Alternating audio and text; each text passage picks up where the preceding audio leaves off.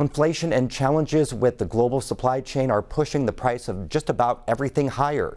For farmers, the situation is even more complicated.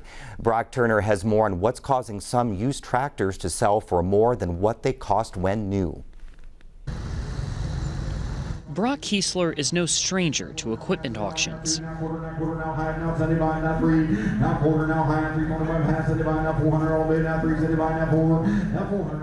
So, Mr. Doctor, what's that number 8,000? Kiesler is here looking for a new combine and a head unit for harvesting next year's crop. He's young and trying to get his start in agriculture, so purchasing new equipment is out of the question. Starting out, I don't have the capital the big boys have. I don't have the access to banks. Banks won't hardly lend me any money on used equipment and things, so it's pretty much a cash and carry basis, so it very much limits your growth. Even if he could access the credit, Kiesler would likely have a hard time finding something before next spring. We really believe 2023 is what we're forecasting. There's some models we order now, and it's not Kubota's fault, but you could select when you'd like it delivered, and a lot of those models are coming up June 2023, February 2023.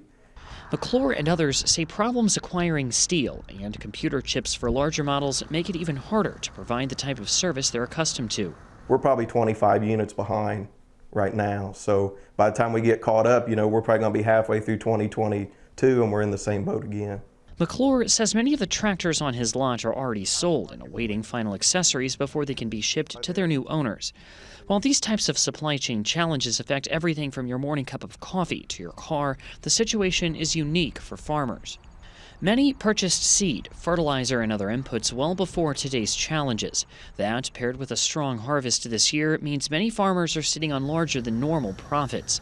Buyers and experts alike say the price of used farm equipment at auction can be up to 30% higher. 1, 2, 3, now 3, 4, 23, 23, now 4 times 24, 5. Farmers have disposable income, so they have money to spend. Tax laws really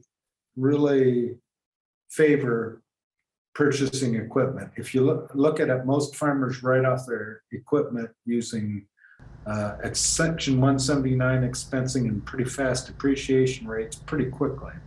So if they want to shelter any of this 2021 income, they need to do it with capital purchases. Schnitke also studies the price of new equipment. Those prices are up too, at least 8%, but more for other types. He says it's all a function of supply and demand. Part of that is supply problems with the chip manufacturing, chip shortages that we saw. So there's those issues, and then there's just labor issues, which is impacting everybody.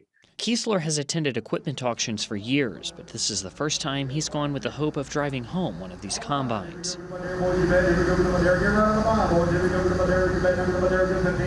But the higher prices were beyond his budget. A year ago, it was probably 30% less than it is now. But just due to the farming economy currently, and it seems like everybody's got plenty of money, if you find a really cherry piece of used equipment, things are bringing top dollar, almost as much or more than when they were bought new. While nearly everyone agrees this isn't sustainable long term, currently the market is showing few signs of cooling. Kurt Everett is a buyer at one of Indiana's largest farm equipment auctions. Right now we don't have anything, we're out. In 60 more days we got to have that lot full again. Is it possible? I don't know. I hope so. I mean, we always say it's not going to be, and we've always made it, but it's getting tougher, I will tell you that. Many farmers already see the end of this boom in profits coming. Inputs like seed and fertilizer cost 2 to 3 times more than last year. But right now, in the short run, many see dollar signs. The price of corn is up 75% since March. When guys start seeing that return on investment for corn, even in the used market, everybody now thinks they want to be a big-time farmer and make a little money. Everett worries about what could happen when the market does slow. We're way out here on the limb, just waiting on that thing to break off, and I hope I don't have a bunch of inventory when it does break. Nearly everyone interviewed agrees this isn't sustainable. Do you think a lot of farmers are overpaying for stuff now? Absolutely. Yeah. And I'm overpaying for stuff, you know. Everything's way out of touch, way out of touch. Will it come back? I don't know. I kind of like for it to go back the way it was, you know, but who knows? In the meantime, Everett says he'll continue scouring dealerships across Indiana and neighboring states to put auctions together, a task that's becoming increasingly difficult. Kiesler isn't losing hope either. He's going to resist overpaying, but insists he'll continue looking. Otherwise, he'll have to tinker with his current combine to ensure it's ready for harvest next year. For Indiana News Desk, I'm Brock Turner.